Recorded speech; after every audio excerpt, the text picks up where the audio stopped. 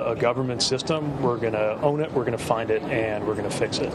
In this case, we had to make sure that there was complete confidence about the safety of flight operations, which is why there was the conservative but important step to have that pause and make sure everything was back up and running. But as you can imagine, my top priority right now that the system is working again as of about 9 this morning, is to understand the root cause, understand how it could have led to this level of disruption, and understand how to make sure that it does not happen again.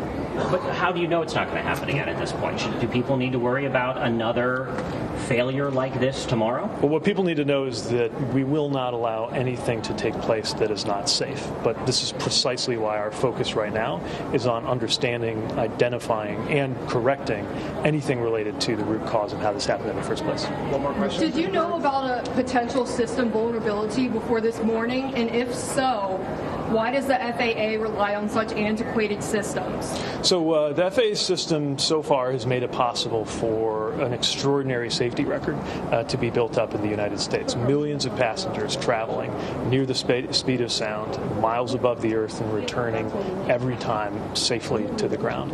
But that system also constantly needs to be tended to, upgraded, refreshed. And there are a number of processes underway right now in the FAA to make sure that those systems stay up to date. This has been a big topic, certainly before and since I've arrived in this role. It's also a ripe time for us to take a new look at that, because we're coming up on the FAA reauthorization, where we'll be approaching Congress, indicating the resources and strategy that we think we need for the next 5 years to make sure that FAA has everything that they need in terms of systems, resources, and staff.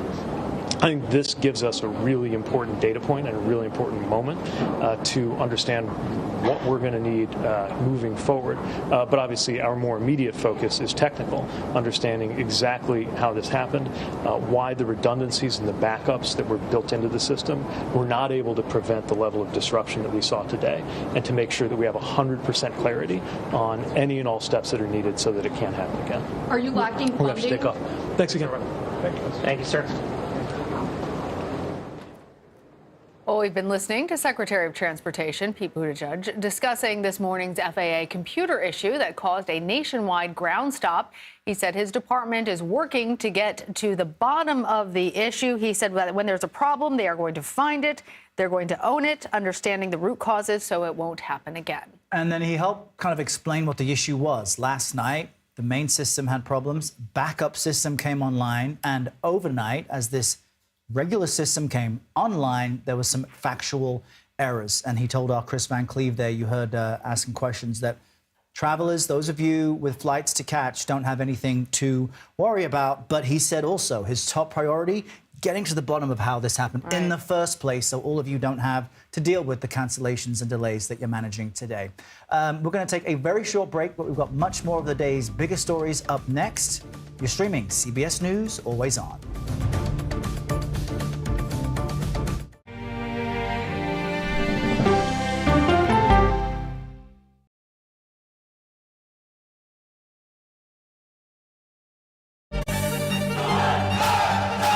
Original documentary from CBS reports tensions rising between a powerful country and a vital island. The supply of this technology came grinding to a halt. The world would grind to a halt. Absolutely. As Taiwan faces threats and aggression.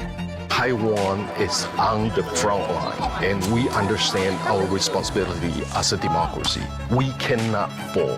CBS News examines whether they can defend themselves.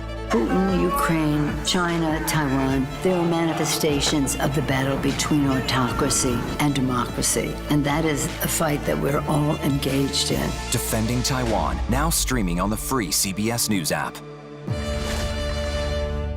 When weather turns extreme. States from the plains to the northeast are bracing for more than 2 feet of heavy snow. Every second counts. This is a monster winter storm. CBS News and the Weather Channel bring you virtual weather technology so advanced, so real. There's a wrinkle in the forecast, the accumulating ice. You'll have time to get prepared. Take precautions before you head out. Feel the forecast on the CBS Evening News with Nora O'Donnell. Stories that inform. Or you can be really old at 60, and you can be really young at 85. Inspire. How do we unlock the power within ourselves to be who we want to be. And brighten your day. The best part of fame is making people feel good. Always send the people home happy. Make every day a little more like Sunday morning. Here comes the sun. Stream now on the free CBS News app. An original documentary from CBS reports. The carnage in our nation's schools has become painfully repetitive. Not one more child! School shootings have parents fighting mad. I promised my daughter I was going to fight. It's going to keep on happening. And teachers taking lessons in how to fight back. This is an exercise. We approach it as it's you or them. It shouldn't have to be your teacher's job to protect your life. But will the battle over gun control, people are afraid that they're going to lose their gun rights altogether, be the hardest lesson of all? The exercise, you're having to shoot at an adult. Are you prepared to have to kill one of your students? Guns in the Classroom, now streaming on the free CBS News app. A new round of heavy rain is headed to California right now, potentially making a deadly situation there even worse. Catastrophic flooding is impacting millions of people in the state, forcing thousands to leave their homes. Authorities have linked more than a dozen deaths to the storms. Torrential rain is also causing landslides and power outages across the state.